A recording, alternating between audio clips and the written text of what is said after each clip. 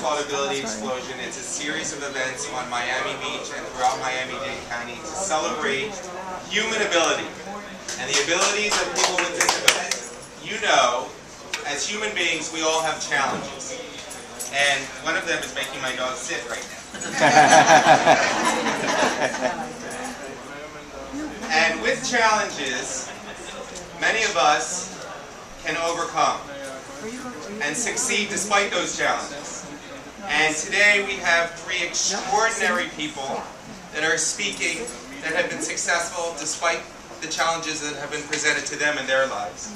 And three people and organizations from our community that have made great strides in advocacy for people with disabilities as well.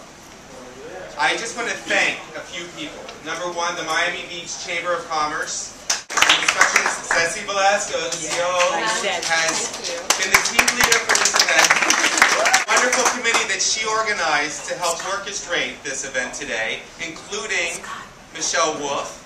Michelle, I'm honored that you all took time out of your day to be here for this event. I'm very excited about it. It's going to be a wonderful afternoon.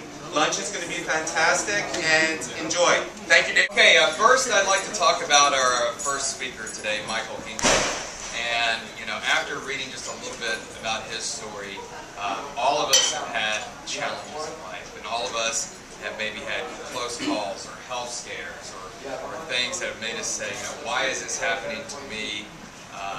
Woe is me, or, you know, where am I going to go from here in my life? This gentleman, nearly 30 years ago, in 1979, over 30 years ago, was supposed to be on a flight out of Chicago. He changed that ticket. The flight he was supposed to be on crashed, and everyone died. And then in 2001, he was in Tower 1 of the World Trade Center. Wow. And 78 stories up, and blind, and with a guide dog. He managed to walk down those 78 stories. Wow. And made it out. Yeah. When you hear things like that, it makes all of us really reflect on our challenges in our life and give inspiration on how to go forward when we're faced with those. So I'd like to invite Michael up here now to tell us more about his story and where this has taken his life. I have to admit I'm still back on David's comments about good weather in October. I was in a cab yesterday morning coming in with someone who was complaining about the lack of good weather in October, and I said, I don't know, so far it looks good to me, and it's been good ever since. Maybe there are professional complainers here in Florida that don't pay attention to the good weather. I'm not sure. On the other hand, it is as it is. It's a pleasure to be down here in Florida with you all. I now live in California. Talk about weather. I'm not going to necessarily say good. It's been a cold summer. I don't think we had one day above 80 degrees all summer in California, and it was cloudy, so my wife was complaining all the time, and it didn't bother me. But, you know, when we talk about challenges and we talk about difficulties we face in our lives, I think if we discuss the concept of blindness, what we really need to do is to recognize where there are a lot of other blind people who have the same attitude. I've been very involved in the National Federation of the Blind, an organization which turns out has the same philosophy that my parents did and the same philosophy that I've adopted, which is the handicap or disability of blindness is not the blindness, but rather the attitudes and misconceptions that people have about what blindness really is. Without question. Yeah. Okay? Without question.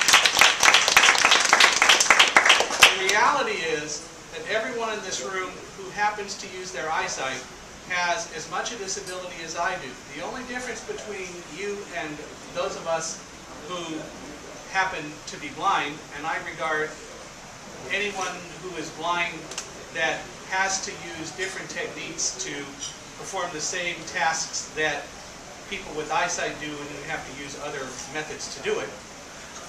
The fact of the matter is that you all who have so-called no visual or no sight problems really do, because you are light dependent, and the fact is that you need light in order to function. Thomas Edison fixed it up for you about 150 years ago when he invented the electric light.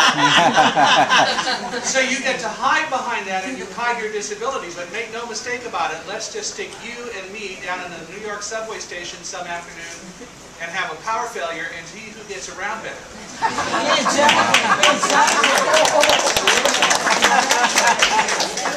fact of the matter is, light dependence is as much a disability as a lack of light dependence or light independence. The problem is there are more of you than us. So you think that the only way to do anything is to be able to have eyesight. Wow. And my response to you is don't let your sight get in the way of your vision, because I choose to accept the fact that I happen to be blind, but I am not in any way visually impaired. I have as much vision as the next person. Yeah, I agree with you.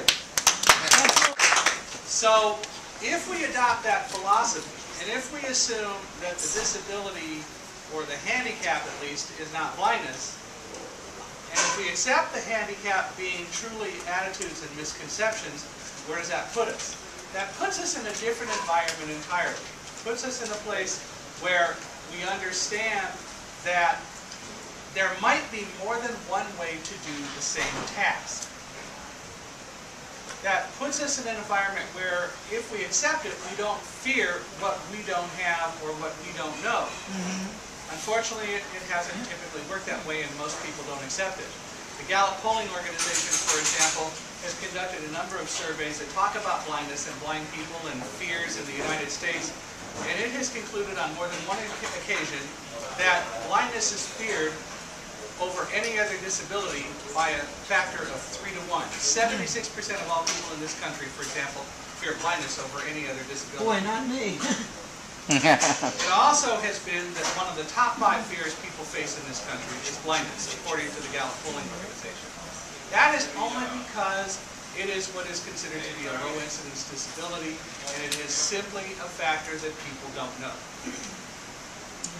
I grew up, went to college, got a master's degree in physics. The university is still standing. I didn't cause any damage, I can tell you something. But we won't go there. I went to work. I worked in a standard job like anyone else does. I won't say a normal job. I just had a job working in sales and selling and doing all the things that salespeople do. It took me across this country both to do the work as well as to work for various companies. My last job was working in New York City.